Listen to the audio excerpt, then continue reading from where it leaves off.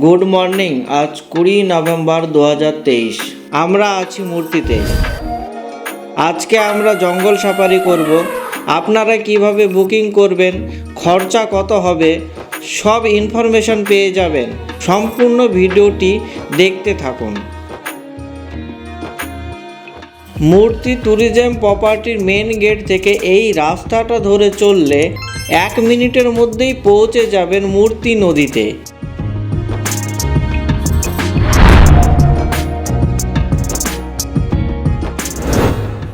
এখানে সকাল বা বিকেলে সিটিং এরিয়ায় বসে ঘন্টাখানেক সময় কাটাতে পারেন, বেশ ভালো লাগবে। আর এটা হচ্ছে মূর্তি বনানী ইকো ট্যুরিজম সেন্টার। এখানে আমরা স্টে করিনি, আমরা মূর্তি ট্যুরিজম প্রপার্টিতে আছি। খুব সুন্দর ব্যবস্থাপনা তাদের, কোনো কমপ্লেন নেই। যারা বনানীতে থেকেছেন তারা প্লিজ কমেন্ট করে জানাবেন তাদের ব্যবস্থাপনা কেমন। আর এটা হচ্ছে WBSFDA মূর্তি বিট কার সাফারি। মূর্তি থেকে সাফারি স্টার্টিং পয়েন্ট হচ্ছে এটা। সকাল 6টার মধ্যে চলে আসবেন যাদের মর্নিং সাফারি বুকিং থাকে। প্রতিদিন 4টে করে সাফারি হয়। March to September first shift 6 AM to 7:30 AM, second shift 8:30 AM to 10:30 AM, third shift 2 PM to 3:30 PM, fourth shift 4:30 PM to 6 PM।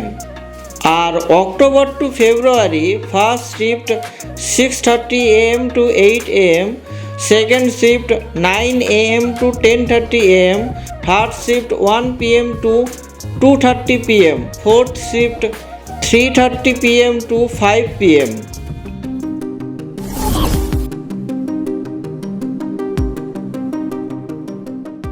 সকাল 6টার সময় আমাদের গাড়ি ছাড়লো। আমাদের Jatraprasad watch tower safari booked আছে। যেতে যেতে বলে দিই আপনারা কিভাবে বুকিং করবেন। সাফারি বুকিং এখন সম্পূর্ণ অনলাইনে হয়। ওয়েবসাইটের লিংক ডেসক্রিপশন বক্সে পেয়ে যাবেন। খরচা কত হবে সেটা পরে জানাচ্ছি।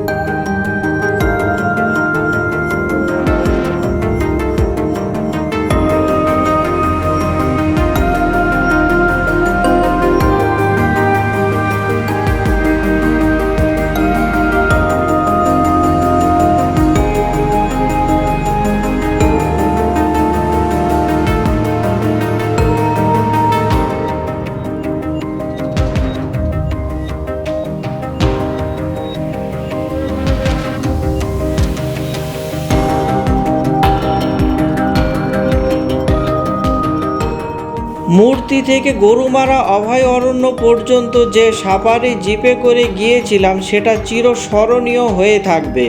কারণ সূর্য উদয়ের সঙ্গে কাঞ্চনজঙ্ঘার দৃশ্য দর্শন করতে পেরেছিলাম।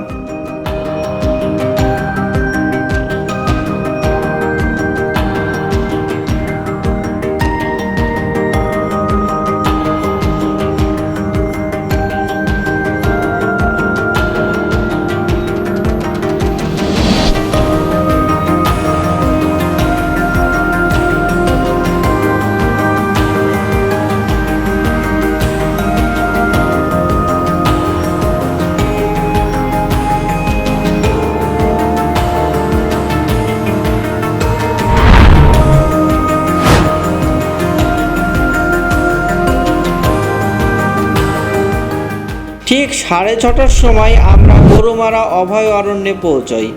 বুকিং ডিটেলস দেখিয়ে আমরা প্রবেশ করি জঙ্গলে।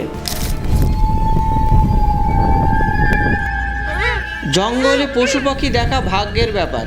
কি দেখতে পাবো আর কি দেখতে পাবো না আমরা কিছুই জানি না। তবে যা দেখতে পাবো তা আপনাদের সঙ্গে শেয়ার করব। সঙ্গে থাকুন।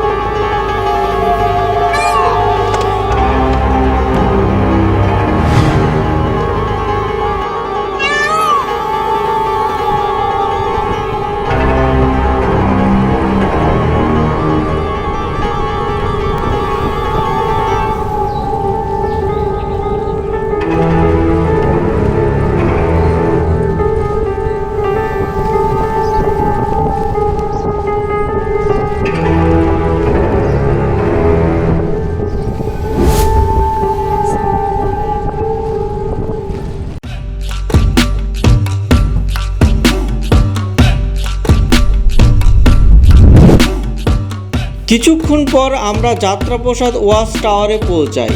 যাত্রাপ্রসাদ নামক একটি হাতির নামে এই ওয়াচ টাওয়ারটি করা হয়েছে, তিনি মারা গিয়েছেন।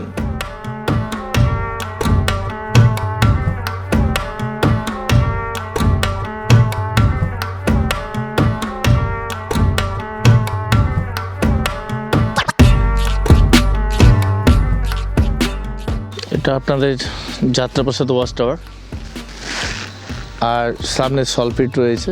সলপিটের মধ্যে দেখুন স্পটেড ডিয়ার আছে 4-5টা মতো, ময়ূর রয়েছে। এটা আপনাদের মূর্তি রিভার, এটা পুরোটাই গ্রাসল্যান্ড। এই গ্রাসল্যান্ডের উপরেই রয়েছে আপনাদের হাতি, গন্ডার, বাইসন, হরিণ, বুনুসুর, লেপার্ড, ময়ূর। যখন ওদের লবণের নেশা হয় তখন লবণ খেতে আসে, লবণ খেয়ে এসব জায়গায় জল খেতে নেমে যায়। দেখুন অনেক এখানে হাতি, গন্ডার, বাইসন, হরিণ পায়ের ছাপ রয়েছে। যে কোনো সময়েই হাতি, গন্ডার, বাইসন, হরিণ এখানে চলে আসে, আপনাদের একটু ওয়েট করতে হবে। আর ঘাস অনেক বড় বড় রয়েছে, বন্যপ্রাণীদের হাইট ছাড়িয়ে ঘাস রয়েছে। বন্যপ্রাণীদের এখন দেখা যাচ্ছে না, ওদের যখন জল খাওয়ার ইচ্ছে হয়ে যায়, লবণ খাওয়ার ইচ্ছে হয়ে যায়, এসব জায়গায় চলে আসে। ওই যে বেদিটা রয়েছে, বেদিটার গায়ের মধ্যে ছোটো ছোটো পিট করে আছে, পিটের মধ্যে লবণ ঢোকানো আছে। লবণটা দেখা যাচ্ছে না, কারণ হচ্ছে ওরা এসে যাতে পরিশ্রম করে পরিমাণ মতো খায়, সেইভাবে ওখানে ব্যবস্থা আছে। সলপিটে দেখুন হরিণ রয়েছে, ময়ূর রয়েছে। বড় বড়গুলি হচ্ছে হাতির পায়ের ছাপ, বড় গোলগুলি।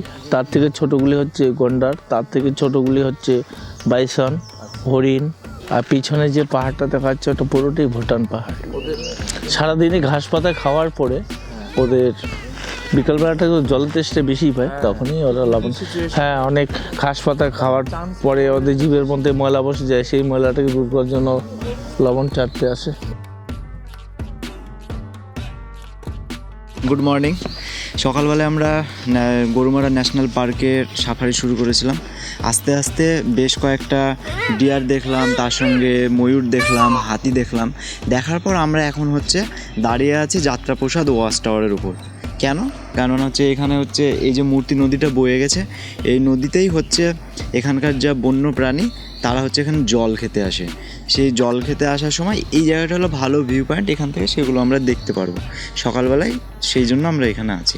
এখন যেটা আমরা দেখছি, তো আমরা বেশ আশাবাদী যে এখানে কিছু বন্যপ্রাণী দেখবো বলে কিছু সময়ের জন্য দাঁড়িয়ে আছি। দেখা যাক ভাগ্য কতটা সঙ্গ দেয় আমাদের সঙ্গে, আশা রাখছি দেখতে পাবো। তো সব মিলিয়ে খারাপ লাগছে না। আর পিছনে দেখা যাচ্ছে ভুটানের পাহাড়, সেটা ভুটানের অন্তর্গত, সেটা এখান থেকে একটা সুপার ভালো লাগছে দেখতে। এক কথায় সব মিলিয়ে ভালো। এখন দেখা যাক শেষমেশ আমরা বন্যপ্রাণী যে কারণে এসেছি সেটা দেখতে পাচ্ছি কিনা।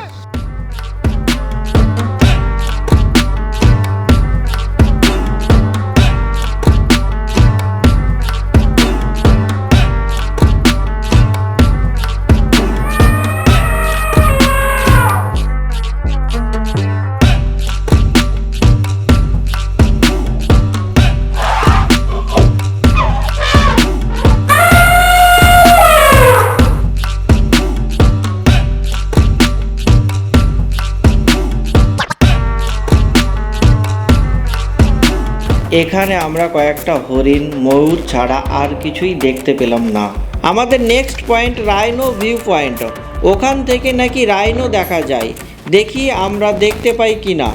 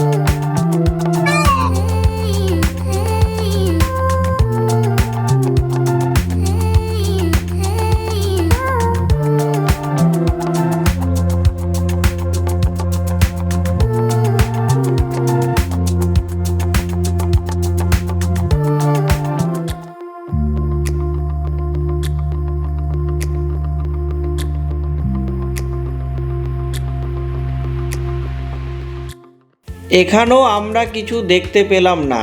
আমাদের ভাগ্য সুপ্রসন্ন ছিল না, আমাদেরকে নিরাশ হয়েই ফিরতে হয়।